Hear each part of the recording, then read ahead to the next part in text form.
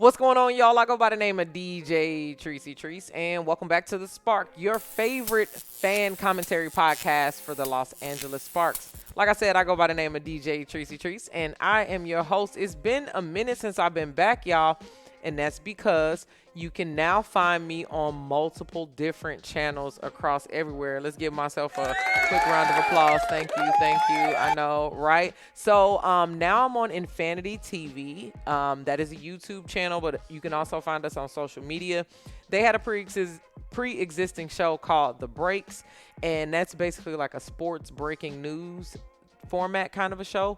30 minutes. It's in video. We're working on getting it in audio, but the link is going to be down in the description where you can hear me, see me every Friday at noon, just going over the breaks. I'm talking women's basketball, men's basketball, social things, pretty much anything that I would talk about on the internet. If you like my entertainment style, then you can catch a whole lot more of that on InFanityTV. Also this weekend, this Friday, so I'm posting this on a Wednesday, but this upcoming Friday, I am guesting on the Sparks Weekly page. That's also an Infinity production. So I'll be on the Sparks Weekly post-game report. So this will be the first time that I'll be talking sports after the game. And we'll be directly talking about the Chicago Sky versus the LA Sparks that's coming up. So excited about that. I'm hoping that the Sparks can win. Let's just open up the show, just taking a deep breath and then breathing out. I hope that was good ASMR for people who are listening in the audio version, because whoa, the Sparks have been taking us on a roller coaster of different emotions this season so far. I mean, there have been injuries, illness. There was an illness that took out all of the starters at one point. Lexi Brown is still gone. Laisha Clarendon tore her plantar fasciitis, so Laisha's out. We had to sign a couple hardship contracts. Re-sign Carly, which actually worked out in our benefit because Carly is on fire. But then we got Henny coming off of her being waived by the Indiana Fever. That's worked in our advantage. She has been explosive on the offense, which has oddly been helping Jordan Canada. I think right now Jordan Canada is really struggling to facilitate all of the offense on her own and shoot. So as Zaya kind of is getting into her flow of doing things, Henny has a little bit more confidence driving into the basket and drawing some of that contact and finishing after the contact, which is something that we need to talk about in itself. The game is physical. If you haven't been to WNBA games, everybody's always, not everybody, but it's a running joke online with men. It's like, nobody watches the WNBA. And my thing is, why? Why don't you do it? Because it's a really competitive game, because there are only so many teams. There are only so many roster spots. So you have to play to the best of your ability every single night, as well as, since there are only so many teams and only so many roster spots, everybody who is on the team is the best of the best. You have crazy talent out here. Some of these girls are 6'6", 6'8", so it's very competitive basketball. And again, I'm a season ticket holder on the 100 level, so I sit right under the basket, and it's a physical game, y'all. I mean, we're not getting a lot of fouls. The LA Sparks aren't getting a lot of fouls, and that's why I think we've had a lot of this injury Laisha kind of a situation, as well as NECA is getting hacked constantly. I mean, they are double and tripling NECA. She is getting no foul calls. It's crazy out here. Also, I feel like Chanae gets too many foul calls, and always not because she's playing bad defense. I think they pick on her a little bit because it's no secret that she has to go in there and get some of our fouls. You know, like at some point you got to have adjust to the more aggressive style of play and get in there and throw some elbows around. This is a fan commentary podcast, and I sit in there, like I said, the 100 level, all the people in the back that's talking, and everybody that I hear on the floor, they all are wanting us to play more aggressively, I think, across the board, and looking like we really want the wins. It has been the thing. But in Kurt Miller's defense, before I go on this, oh my God, the Sparks don't want it soapbox rant, because that's not really what I'm saying.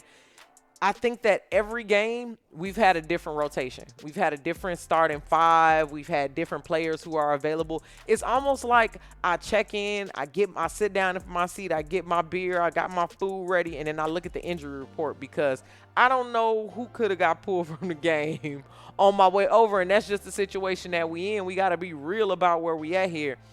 Luckily, people like Henny have stepped in to fill that gap that we are hurting without Lexi Brown and Laisha Clarendon. I think we would be a different team right now if we still had Carly, which I don't know if we would have had her because the hardship contract kind of covered that.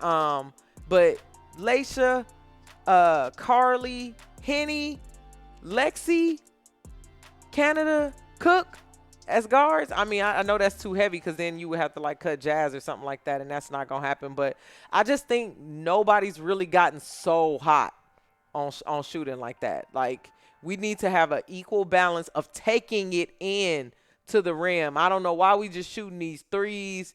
Azarea has been doing a good job finding her streak where she can, but why that's the first option of a three shot. Not that I'm, hating on Azarea and she can't shoot the threes. Z has hit the threes. But we have to do a better job of moving that ball around, taking care of the ball, and getting better shots with higher percentage shooting guards. Everybody shouldn't be out here taking threes, and I think that's something that we're missing. Also, our defense, we've been playing every time we get on one accord and we play good defense, y'all.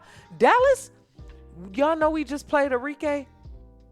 How did we beat the Wings with Enrique and lose to the Chicago Sky? That's why I'm saying the consistency in it for me, it's not adding up. That's the part where it gets a little hairy and it's like, dang, is it a performance thing? Is it how bad we want it? Maybe the schedule. The schedule is kind of monotonous. I mean, this is my first conscious season coming back to WNBA and not missing a single game.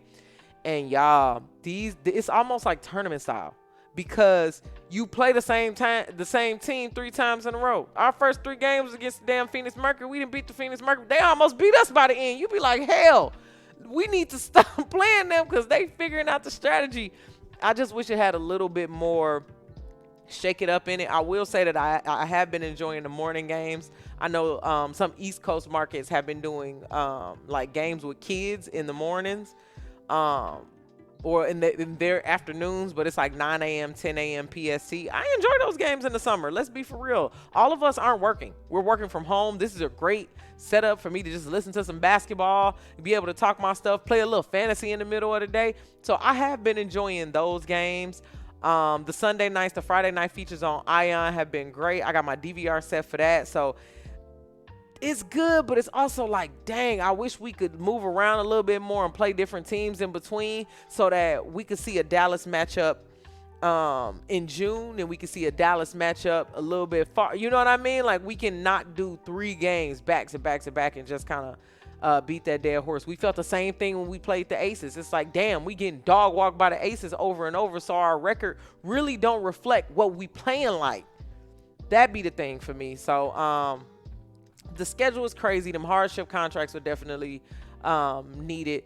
I do want to take a little minute to talk about how we have been finishing the games. I don't know what it is about our offense. I don't know what it is about halftime. It's like we come out the gate in some of these games and it be sold. We gonna win for sure.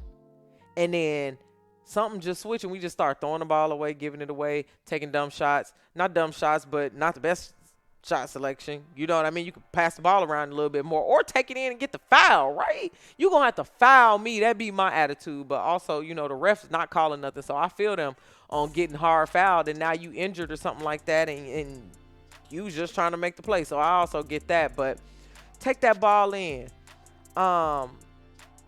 That's more important because then in addition to getting more looks in the paint, if we start driving into the rim, we attract more fouls from people like Satu.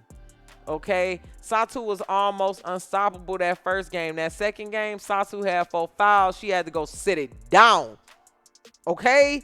That's the kind of offensive defense that we need to be playing out here. Draw these fouls so we can foul some of these girls out. How we going to play teams like New York, Stewie, Nescu. I mean, all these people who are going to play a lot more physical, we got to be aggressive as well and meet their aggression, but in a strategic way where we can use those fouls to our advantage. We are an exceptional free throw shooting team, especially if they're going to foul NECA and call it. Let's be for real. Let's be for real there. Again, I wanna make sure I'm giving Jordan Canada her flowers. JC, baby, you and NECA. JC and NECA. There's nothing better that we can ask for them too. I think they are playing like all-stars. I hate that Jordan Canada didn't make the all-star roster. I voted every day for that, but there are some other guards out there right now that's killing it. And with the Sparks record, I doubted that we were going to get 2 players in there in the starting five, to be quite honest, or even on the all-star selection in general, just based off of how the team is performing and the kind of games we played so far. I do wish that the WNBA all-star break was later in the summer. I get that we had to prepare for it in June, but the damn season just started in May. It's like we need to be having this all-star discussion. I guess the game is supposed to be in July, but because the season technically ends in September, but it's like it feels so soon. It don't feel like everybody has played enough games so you can see how they are actually playing. But glad to see that NECA got another all-star nod. Hats off to NECA. I mean, buckets. It's wonderful going to the games to see NECA play, y'all. I mean, she has no hesitation, all the confidence. She's strong. She play calling. She doing her thing. I love when her and Shanae play together. I just like the kind of style of play that they get with the 2 bigs down on the block. Shanae can shoot a little bit. You know what I mean? I like the way that she aggressively plays. So we'll see more with that. I want to talk quickly about De'Erica Hamby as well. Mama D. Nobody is rooting for De'Erica more than me. I love the fact that she dropped her baby. She said, you know, I was capable, so I came back. She did all the things, told us a story. I want to see De'Erica Hamby hold on to the ball a little bit more. That's what I would say. I think she gets a lot of good interior passes. She's getting these dime looks or she's taking it up to the rim, and she's not finishing as strong. I'm not sure if it's a conditioning issue or, you know, she just getting back into her flow of things. But she got to boss up at the rim, you know what I mean? Like, D should never get blocked, in my opinion. Like, the aggression that she play with, the way that she can move with her footwork, she can shoot, she can do the step back jumper. I just want her to play a little bit stronger and not turn the ball over. I be feeling like sometimes, like, the ball just be leaving her hands sometimes, or she might not meet the pass and, like, aggressively catch it. So we'll see how that go. But pretty much that's all I got. The Sparks have started the season on the roller coaster. I feel like it's been up, it's been down. I go to games, there's some losses, and then we come back and it's some where we like, yeah, the Sparks won. I mean, them close games. Pride night was dope. We played Atlanta. My wife was in the building. That was the first time the Sparks had won, and she was at the game.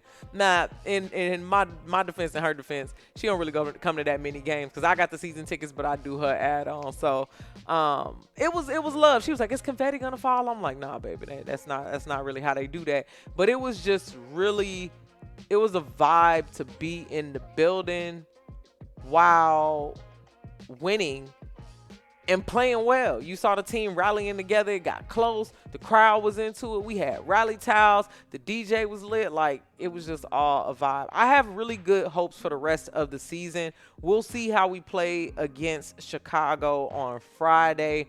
Again, you can catch me on InFanityTV's YouTube channel on Friday. Right after the game, we gonna go live. We doing a post-game show, so I'll make sure I link their channel in the description below. Thank y'all so much for supporting me and, like, coming to my videos and listen to me rant and talk about basketball. What I do, I feel like is it's different, right? Because you watch some ESPN and you see these people who are statisticians or journalists or all that. I'm none of that. I'm a basketball fan talking shit about basketball in my living room. I love that I've been invited and I've been welcomed to create this online environment for y'all to just listen to me talk shit about basketball. And so many people have been reaching out about me doing correspondent things, about me co-hosting on a show, coming in, they wanted my take on stuff. And it's like, y'all, this was a hobby. So every day feels like a dream to even be doing this at a larger scale, and all my clips going crazy and people laughing and remixing my stuff. So I definitely appreciate y'all. Make sure you like, share, and subscribe to the Spark a Fan Commentary podcast. All of my links are below. Again, I go by the name of DJ Treacey Treece. Please follow me on all socials. That's DJ TRICEY. If you love me and you love my show, then give me 5 stars on Apple Podcasts and Spotify. I'll see y'all soon. Thank y'all so much for joining me, YouTube. New episode dropping this weekend after a little bit more basketball. We'll see you soon.